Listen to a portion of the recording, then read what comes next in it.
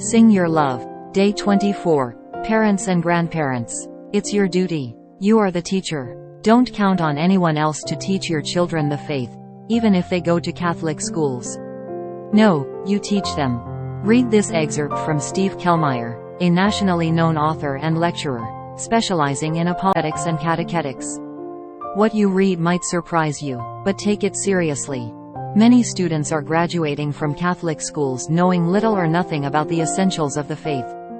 They may have been taught about it at some point during their years at the Catholic school or at CCD classes, but that is not sufficient for them to retain what they heard, because children cannot absorb the whole of Catholic faith. They learn by hearing and living the teachings of the faith from early childhood onward, consistently from their parents, who live the faith as faithful disciples of Jesus Christ. A child's primary catechists are his parents. The bishop is the primary catechist of the diocese, but he is not the child's primary catechist. The priest is the preeminent catechist in the parish, but he is not the child's primary catechist. The director of religious education, DRE, the CCD teachers, the parochial school teachers, all of these people are somewhat useful in passing on the faith. Them are the primary catechists. The parents have the first and primary responsibility to pass the faith on to their own children.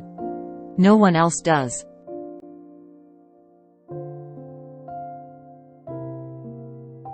The bishop does not delegate this responsibility to the parents.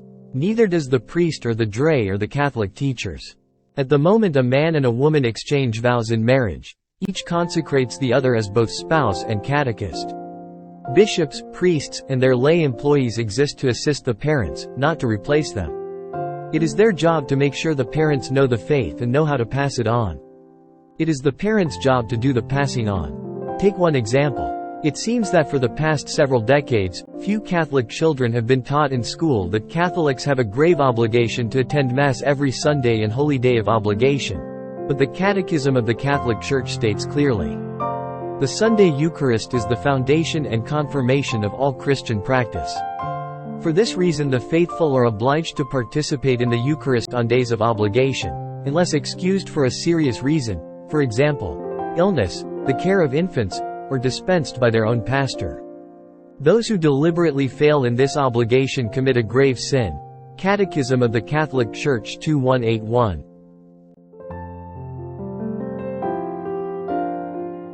But many, perhaps most people, under 70 years old, who are now parents and even grandparents, don't know this basic and one of the most essential teachings of the Catholic Church: the grave necessity of attending Mass. To understand why it is a grave sin to miss Mass on required days, one must know what the Mass is, and its importance.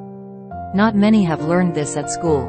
In times past the good sisters taught these things as part of First Communion preparation, and the vast majority of Catholics attended Mass every Sunday and Holy Day.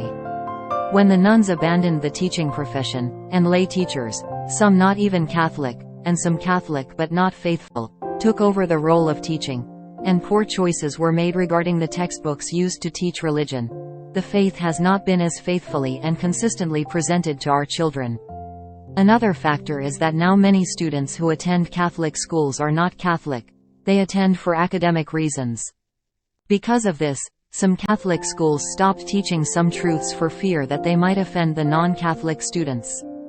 The result? The faith was not presented in its fullness, and many Catholics did not learn about the wonderful truths that are essential to our faith.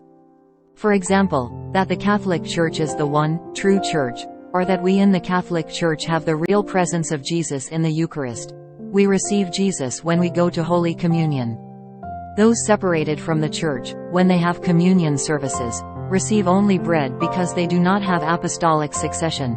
Only priests have been given the power to change bread and wine into the body and blood of Jesus.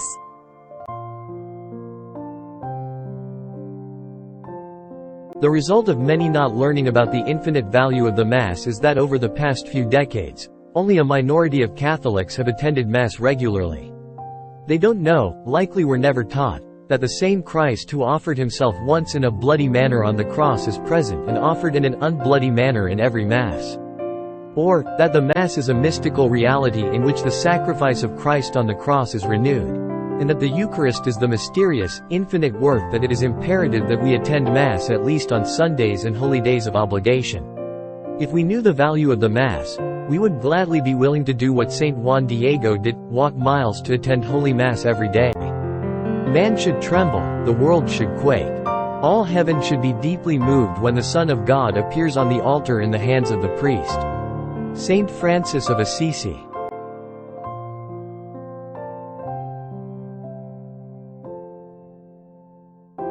Sing your love. Jesus, I love you. Jesus, I love you. Let every beat of my heart, and every breath I take, 1,000 times repeat this act of love. I love you, Jesus, in the most blessed sacrament. Resolve. I will study and learn the faith and teach it to my children and my grandchildren.